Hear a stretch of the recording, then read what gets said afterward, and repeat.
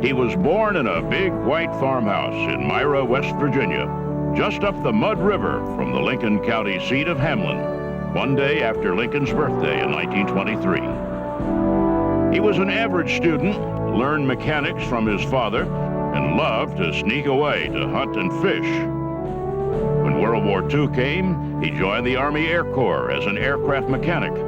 But by war's end, he was an ace fighter pilot and destined for glory in the air. He was the first man to break the speed of sound in the Bell X-1. He won nearly every aviation award, a Peacetime Congressional Medal of Honor, and was the youngest man enshrined into the Aviation Hall of Fame. His name, Charles Elwood Yeager, and he is a legend of AirPower.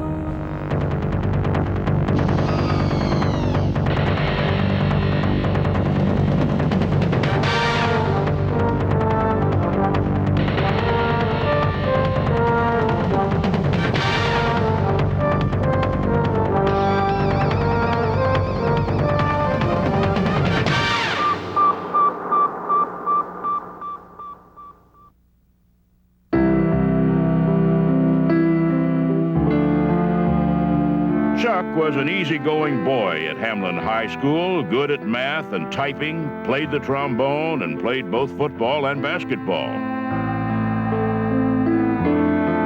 But when school was out, you'd find Chuck down by the Mud River with his fishing pole, or out in the woods hunting with his .22 rifle. Chuck and I used to loan all these hills. We hunt all these hills, squirrel hunt, or what have you.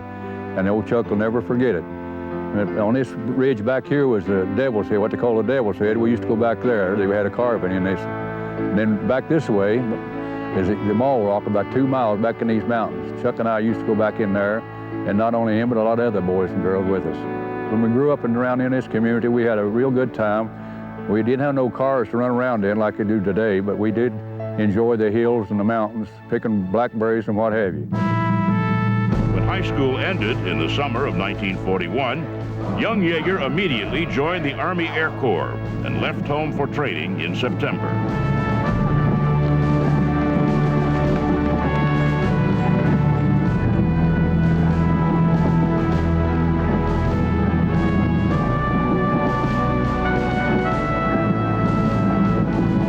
He was trained as an aircraft mechanic, first at Mather Field, California, and then at nearby Moffett Field, where he was an AT-6 crew chief. While at Moffett, he applied for the Flying Sergeants Program, and just 3 days before the attack on Pearl Harbor, he passed his first flight physical and awaited selection. He subsequently was transferred to Victorville, California, as a crew chief on an AT-11, an aircraft used to train bombardiers. And in the spring of 1942, it became the first airplane he ever got a ride in. Corporal Yeager was selected for flight school in July of 1942. He attended primary school at Ryan Field, Hemet, California, and basic school at Gardner Field, Taft, California.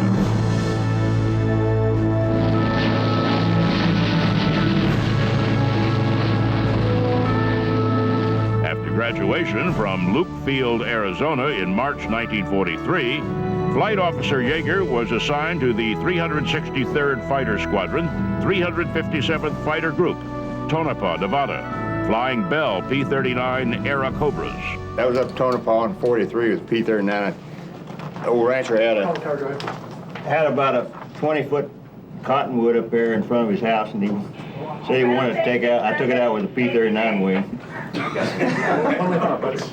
was up there last year, and that tree's still there. It's about 8 feet in diameter, and the branches about 6 feet above the ground where we cut it out. I told the maintenance officer I had a bird. He said it must have been carrying a nest with it. The fighter group trained at several airfields throughout the West, including Oroville, California. It was in Oroville that Chuck met his future wife, Glennis Dickhouse. Glennis was the social director for the town's USO, and she planned a dance at Chuck's request for the other pilots in the group so they could meet the local girls. Chuck took Glennis. In November 1943, Chuck's fighter group departed Casper, Wyoming for Leiston, England, and their first taste of combat. The group was now flying the North American P-51 Mustang, escorting bombers deep into Europe. On March 4th, 1944, Yeager claimed his first victory, a Messerschmitt Me-109 over Berlin.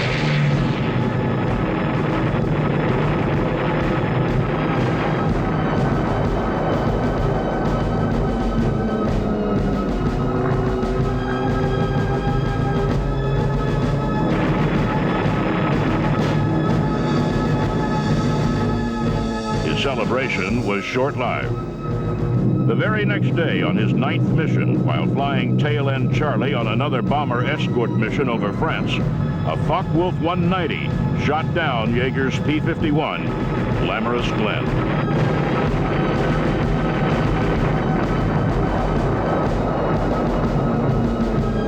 Although Chuck was slightly wounded, he evaded German patrols looking for him.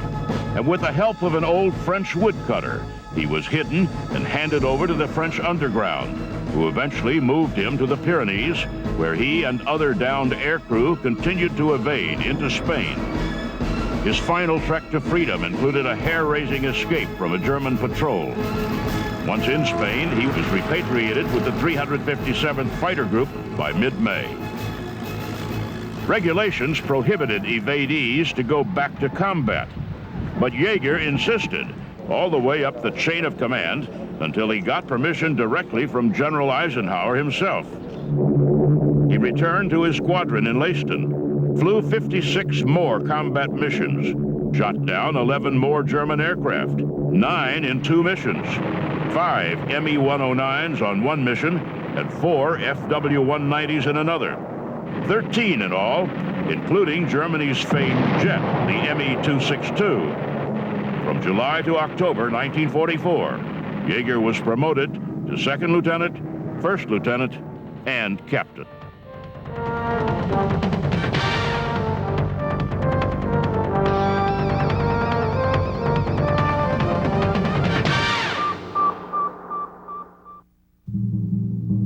Captain Chuck Yeager returned to the United States in February 1945 and went directly to California, picked up Glennis, and took her home to meet his folks. They were married in the parlor of his home in Hamlin on February 26. After a honeymoon in California, he was assigned as an instructor pilot to Perrin Field, Texas. That didn't last long. In July, the Yeagers arrived at Wright Field, where Chuck became the maintenance officer in the Fighter Test Branch Flight Test Division, and was soon participating in test projects on the Lockheed P-80 Shooting Star and the Republic P-84 Thunderjet, America's first operational jet fighters. Young Captain Yeager impressed Colonel Albert Boyd, the chief of the Flight Test Division, with his jet air shows he was flying and his understanding of the maintenance needs of airplanes. In December 1945, Colonel Boyd asked Chuck if he'd like to attend test pilot school. When he graduated in August 1947, he was sent to Muroc Air Base, California, as the project pilot for the Bell XS-1. I remember in looking at the airplane, I said, man, that thing got speed written all over it, and it did. In October 1947, at Muroc Desert Test Center in California, history is made by this aircraft, the XS-1, and its pilot, Captain Charles E. Yeager. I only flew the X-1 about twice a week. And it was fun because I didn't have to work on a lot of other test programs when I got to fly the X-1. This airplane and this pilot are about to be the first ever to fly faster than the speed of sound. A B-29 will take the XS-1 aloft and launch her at an altitude of about 35,000 feet. The XS-1 is not a military aircraft, but a flying research laboratory designed to test the effects of supersonic flight upon airplanes. It is powered by 4 rocket engines. Its weight empty is less than 5,000 pounds, but it carries 8,000 pounds of fuel. B-29s have done a lot of memorable things, but none of them ever before had a mission quite like this one. And no airplane ever did what the XS-1 is about to do.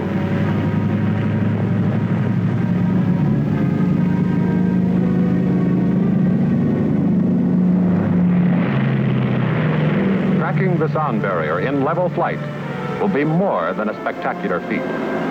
It will also give the Air Force valuable knowledge of the resources of new propulsive systems. Captain Yeager gets aboard the XS-1. It can't be a long flight he's going to have in the little aircraft. At full power, the flight can't last more than 2.5 minutes. But it's going to be a fast one. I didn't give any thought to whether or not we were going to get above Mach 1. It just, duty was paramount in my mission.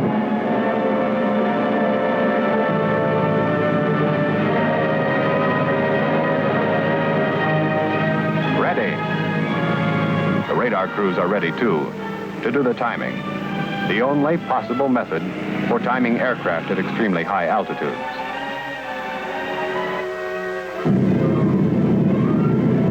There she goes. A big moment in a history-making flight.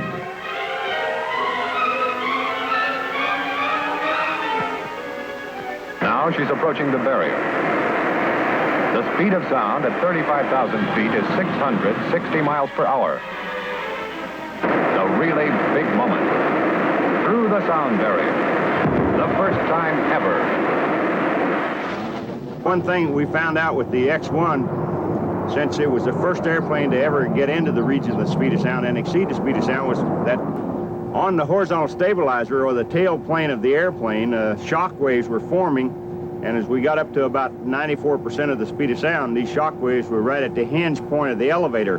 And consequently, we lost our elevator effectiveness. And the X-1 had the capability of moving its whole horizontal stabilizer.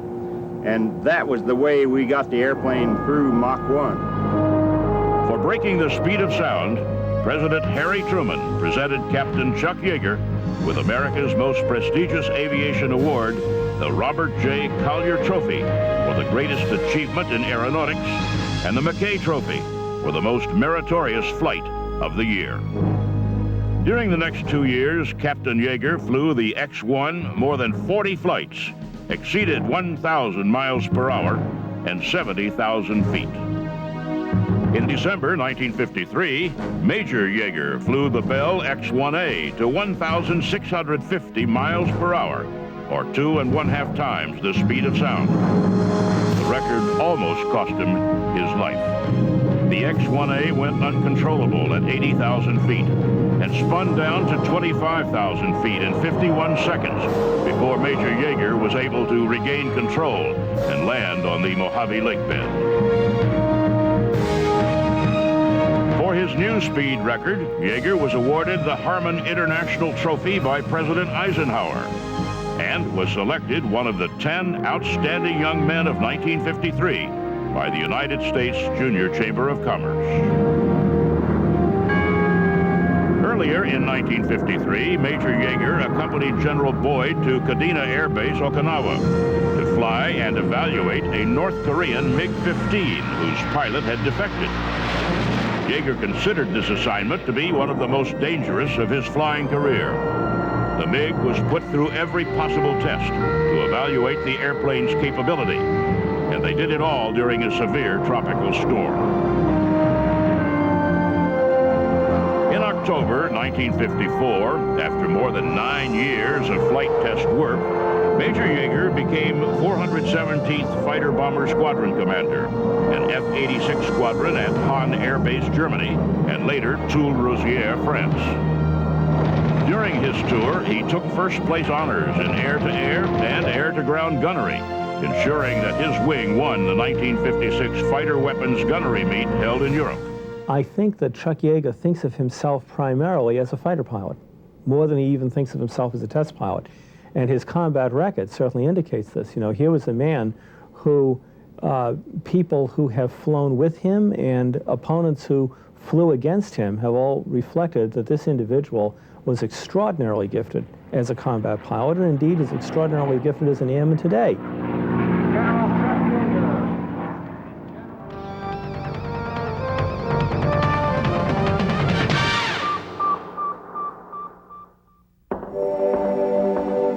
In September 1957, Chuck and his family left Europe and returned to the high California desert at George Air Base, just 50 miles from Edwards.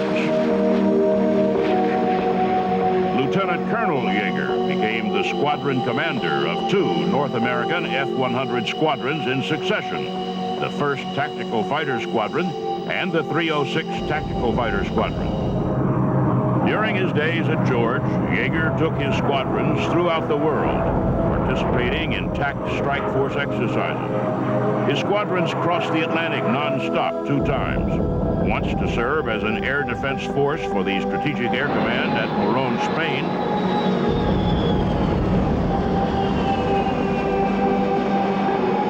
and the other in Italy on special weapons alerts. He attended the Air War College at Maxwell Air Force Base, Alabama in 1960, and was promoted to full colonel in March 1961. After War College, Chuck Yeager returned to the Air Force Flight Test Center at Edwards, and in June 1962 became the commandant of the United States Air Force Aerospace Research Pilot School.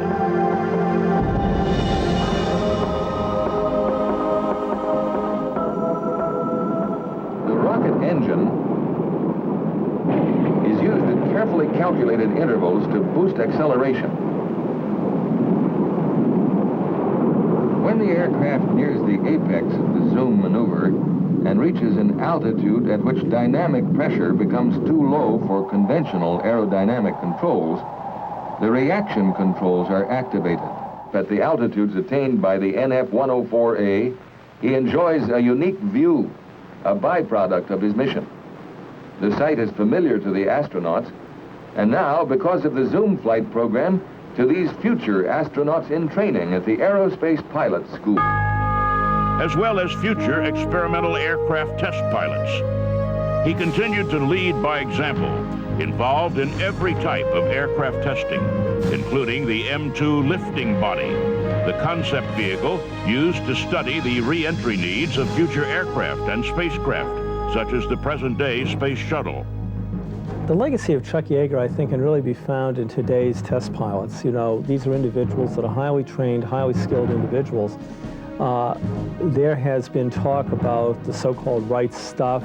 I think the danger when we look at the test pilot in a strictly popular sense is confusing the sense of recklessness with a sense of adventure. If you look at the history of flight testing and flight research, recklessness has never had a part in it. Chuck Yeager was a supremely adventurous, extremely crafty and shrewd individual, but never a reckless one.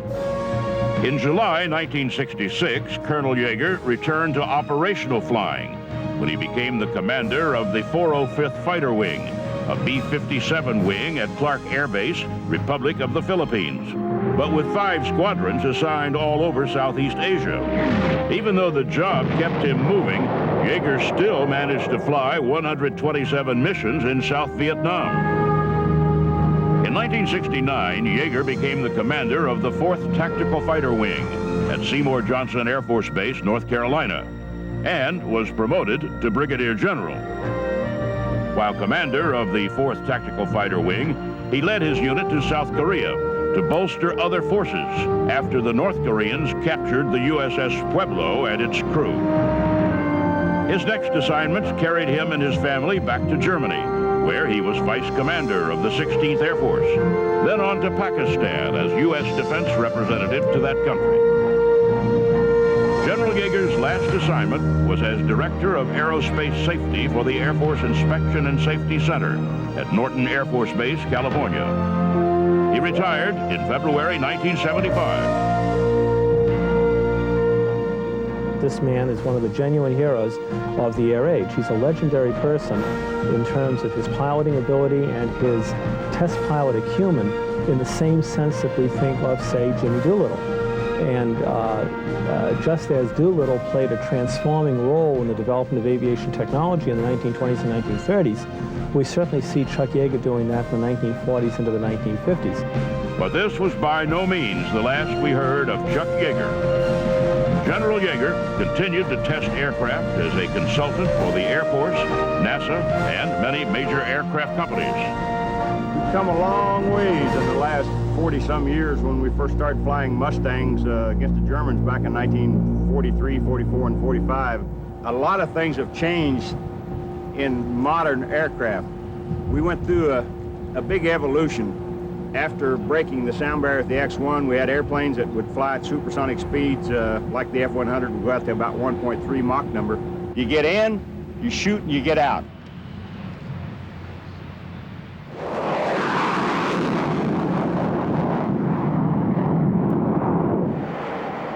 30,000 feet at about 0.95 Mach and going AB now. 50 years to the minute after breaking the barrier in the experimental aircraft named Glamorous Glennis, Chuck Yeager made history once again in the skies over the Mojave Desert. And we just went through Mach 1.